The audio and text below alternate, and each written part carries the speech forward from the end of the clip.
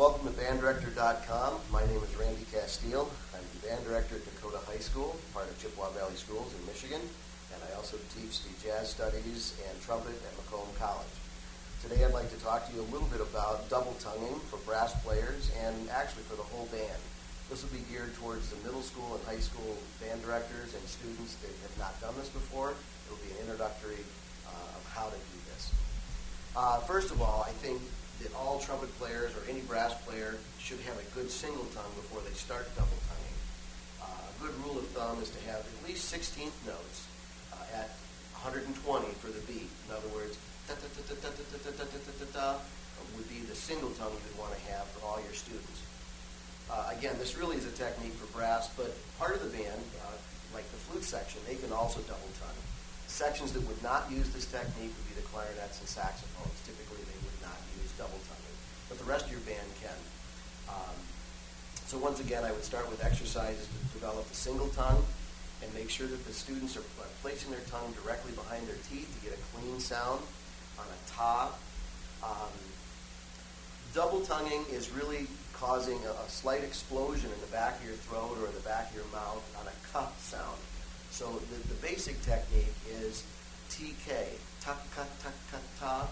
A lot of the books, particularly the Arben's book used for trumpet players, says tuku tuku tu, which I don't really care for. I think it takes the lips out of position.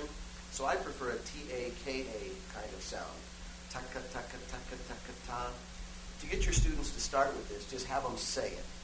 I have found over the years that approximately 50% of the kids can do it with no problems. They can say it, put their instrument up, and all of a sudden they can do it without any difficulty. And then from there on, it's just a matter of polishing the technique. The other 50% of the kids struggle with it. They can say it, they can get their instruments up to their lip, and then as soon as they start to put it through the instrument, it comes out as a single tongue.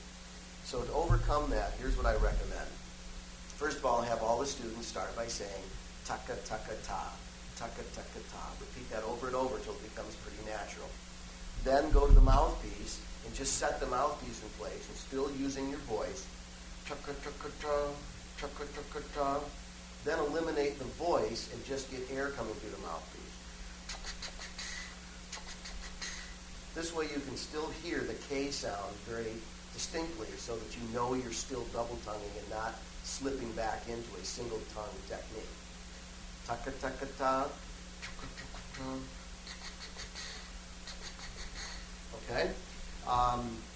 Once they have that mastered and they feel like they're doing it and they understand how to do it, then I would have their instrument in position and slide the mouthpiece in.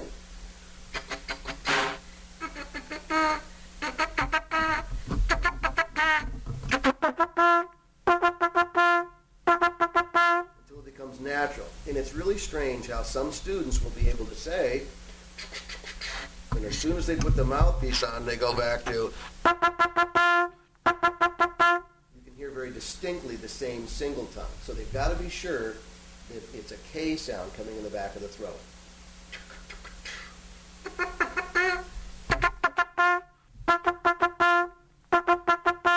And once they have that feeling down, I think they've accomplished the basic technique of double tonguing.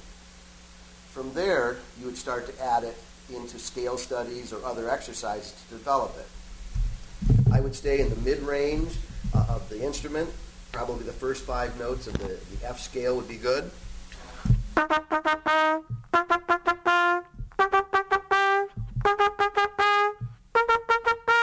And so on.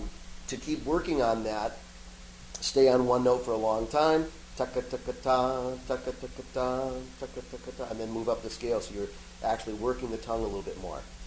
Once you feel comfortable with that, the next step is to try to perfect that sound using just the K syllable. So you could actually practice songs on just the K sound. So I could play something like Mary Had a Little Lamb all on K.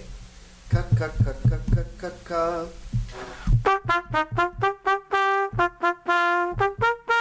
Or whatever songs you're working on in your class. If you're a more advanced player, and you might be working with, say, the Herbert Clark Technical Studies.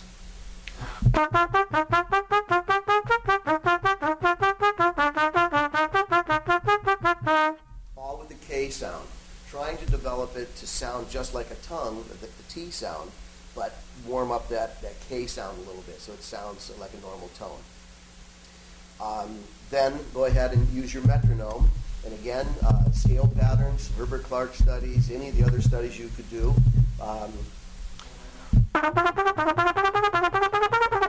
Doing 2 pitches on each one, or later on, doing 1 note per syllable, the TK, TK, TK, TK, T. Those kinds of exercises, and it starts working the fingers and the tongue at the same time. So in a nutshell, that's what double tonguing is about. It's a fairly easy exercise to learn, but it takes years and maybe months to develop it a little bit. But over the years, you'll smooth it out and really have good control of your double tongue technique.